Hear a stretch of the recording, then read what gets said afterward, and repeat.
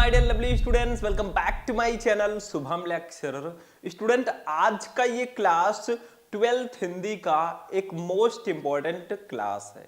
आज के इस वीडियो में मैं आपका हिंदी में पूरे के पूरे 5 नंबर कंप्लीट करवाने वाला हूं और ये जो 5 नंबर है ना, ये 100% फिक्स होता है।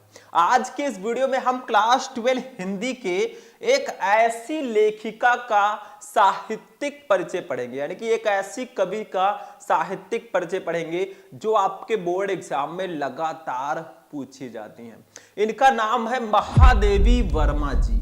देखो, महादेवी वर्मा जी का जो साहित्यिक परिचय है वो आपके हिंदी के पेपर में लगातार पूछा जाता है। अगर आप प्रीवियस पेपर उठाकर देखेंगे ना, तो ये जो हमारी लेखिका है, इनका जो साहित्यिक परिचय है हमेशा पूछा जाता है। तो आज हम महादेवी वर्मा जी के साहित्यिक परिचय और उनकी रचनाओं को लिखना सीखेंगे और आपका हिंदी में कराएंगे पूरे 5 नंबर कंप्लीट। और अगर ऐसे लिख कर आओगे तो एग्जामिनर आपको 5 में 5 पूरे नंबर देगा।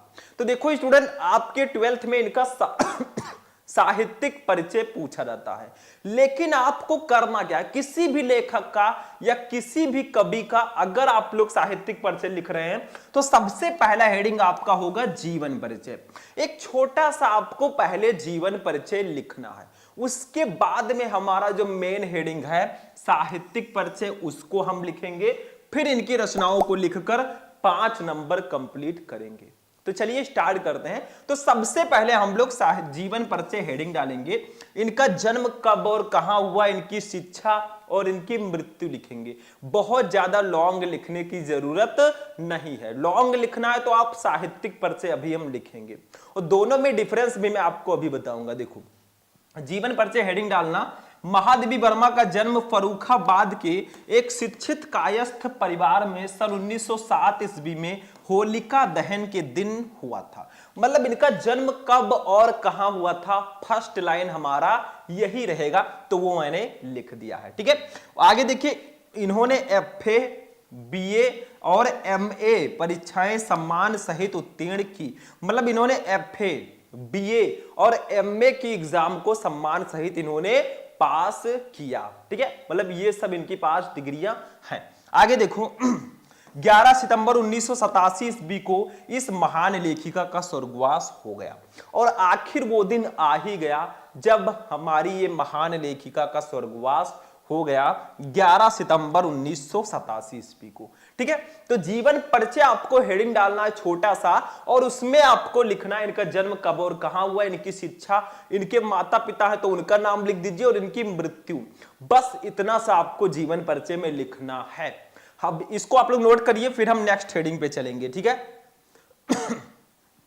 चलो नेक्स्ट हेडिंग देखते हैं स्टूडेंट। अब ये वाला जो हेडिंग है सबसे इंपॉर्टेंट हेडिंग हमारा यही होता है, ये है साहित्यिक परिचय। देखो, आपके बोर्ड एग्जाम में आता है निम्नलिखित में से किसी एक कवि का साहित्यिक परिचय देते हुए उनकी रचनाओं को लिखिए। तो ये हेडिंग इसलिए बहुत इंपॉर्टेंट हो जाता है। देखो, इसमें हम लिखते क्या है, साहित्यिक परिचय का मतलब इनका हिंदी साहित्य में कैसा परिचय है, ये कैसी रचनाएं करती थी, किस प्रकार की रचनाएं इनकी होती है, उन रचनाओं में क्या होता है और इनको कौन कौन सा पुरस्कार मिला, वो आपको साहित्यिक परिचय में लिखना होगा। देखो, मैं बता रहा हूं, महादेवी वर्मा जी का प्रमुख रचना क्षेत्र काव्य है, यानी कि ये ज्यादातर काव्य रचनाएं ही करती थी। इनकी गणना छायावादी कवियों की बृहत चतुष्टयी, मतलब छायावादी कवि में जो 4 सबसे महान कवि हैं उनमें इनकी गणना होती है। जैसे प्रसाद जी, प्रसाद कौन, जयशंकर प्रसाद जी। पंत, पंत कौन, सुमित्रा नंदन पंत जी, ऋषभ पंत नहीं है। ठीक है, निराला, सूर्यकांत त्रिपाठी निराला और महादेवी वर्मा जी। मतलब जो छायावादी कवियों की जो बृहद चतुष्टयी है, 4 जो सबसे महान कवि हैं उनमें इनकी गणना की जाती है। ठीक है, में होती है। आगे देखिए, इनके काव्य में वेदना की प्रधानता है। थोड़ा सा आपको सैडनेस देखने को मिलेगा। वेदना का मतलब होता है थोड़ा करुण रस। ठीक है, उसकी प्रधानता है। काव्य के अतिरिक्त इनकी बहुत सी श्रेष्ठ गद्य रचनाएं भी हैं। मतलब काव्य रचनाओं के अलावा इनकी थोड़ी बहुत गद्य रचनाएं भी हैं अभी मैं आपको आगे रचनाओं में बताऊंगा, ठीक है। मतलब ये कैसी रचनाएं करती थी, इनकी रचनाओं में क्या होता था, ये सब आपको इसमें लिखना होता है। देखो, चांद पत्रिका का संपादन करके इन्होंने नारी को अपनी स्वतंत्रता और अधिकारों के प्रति सजग किया है। मतलब चांद पत्रिका का इन्होंने संपादन करके जो नारी होती है, जो स्त्री होती है, उसको अपनी स्वतंत्रता और अधिकारों के प्रति इन्होंने सजग किया है। आगे देखो, भारत के राष्ट्रपति से इन्होंने पद्म भूषण की उपाधि प्राप्त की। देखो, इनको भारत के राष्ट्रपति के द्वारा पद्म भूषण का पुरस्कार मिला। मैंने बताया था इसमें आपको इनके पुरस्कार को भी लिखना है, ठीक है। तो मिला। हिंदी साहित्य सम्मेलन की ओर से इन्हें सेक्सरिया पुरस्कार तथा मंगला प्रसाद पारितोषिक पुरस्कार भी मिला। मतलब इनको हिंदी साहित्य सम्मेलन की ओर से सेक्सरिया पुरस्कार और मंगला प्रसाद पारितोषिक पुरस्कार भी मिला।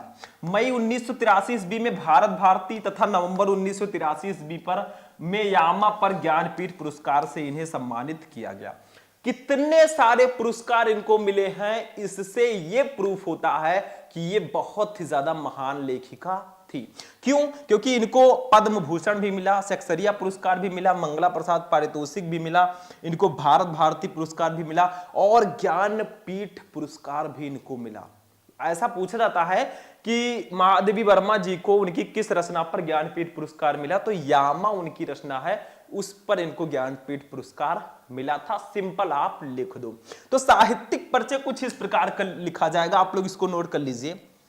अब कुछ स्टूडेंट में ये कंफ्यूजन रहता है, आप स्क्रीनशॉट ले लिए होंगे कि सर हमारे बुक में दूसरा दिया है, हम यहां पे दूसरा पढ़ रहे हैं। देखो, जो आपने याद कर रखा है आप उसको ही लिखिएगा, क्योंकि बुक में भाई अलग अलग दिए जाते हैं, सब में सेम नहीं रहता, लेकिन सही सब होता है, आप किसी को भी लिख सकते हैं। क्योंकि मैंने एक बुक का ले लिया है, मैं सारे बुक का तो इकट्ठा ले नहीं सकता, ठीक है। बस यही है। अब हमारा नेक्स्ट हेडिंग जो रहेगा वो रचनाएं रहेंगी। देखो, रचनाएं, महादेवी वर्मा जी की प्रमुख रचनाएं निम्न है। देखो, रचनाएं बोलो या कृतियां बोलो, दोनों सेम ही है, ठीक है। तो इनकी रचनाएं कौन कौन सी है? देखो, काव्य में इनकी कौन सी रचना है? निहार, रश्मि, नीरजा, सांध्य गीत, दीपशिखा, यामा, ये इनकी काव्य रचनाएं। सारी की सारी रचनाएं बहुत फेमस हैं, बिल्कुल मिस मत करना। निहार, रश्मि, नीरजा, सांध्य गीत, दीपशिखा और यामा। निबंध संग्रह में इन्होंने क्या क्या लिखा है? निबंध भी कुछ लिखे हैं, अतीत के चलचित्र, स्मृति की रेखाएं, श्रृंखला की कड़ियां आदि, ये सब इनके निबंध संग्रह हैं। आगे देखो, आलोचनात्मक ग्रंथ में हिंदी का विवेचनात्मक गद्य, ये इनकी आलोचना ग्रंथ की रचनाएं हैं।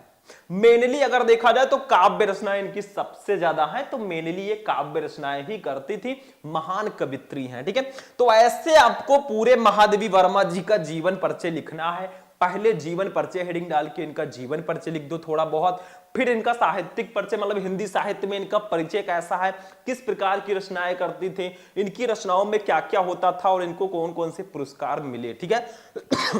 फिर आपको रचनाएं लिख देना है कि इनकी रचनाएं कौन कौन सी हैं।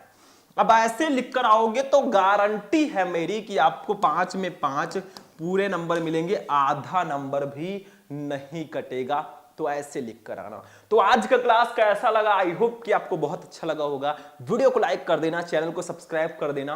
किसी और भी लेखक और कवि का साहित्यिक परिचय अगर आपको चाहिए तो कमेंट बॉक्स में कमेंट कर देना। फिर मिलते हैं हम लोग नेक्स्ट वीडियो में नेक्स्ट टॉपिक के साथ। तब तक के लिए जय हिंद।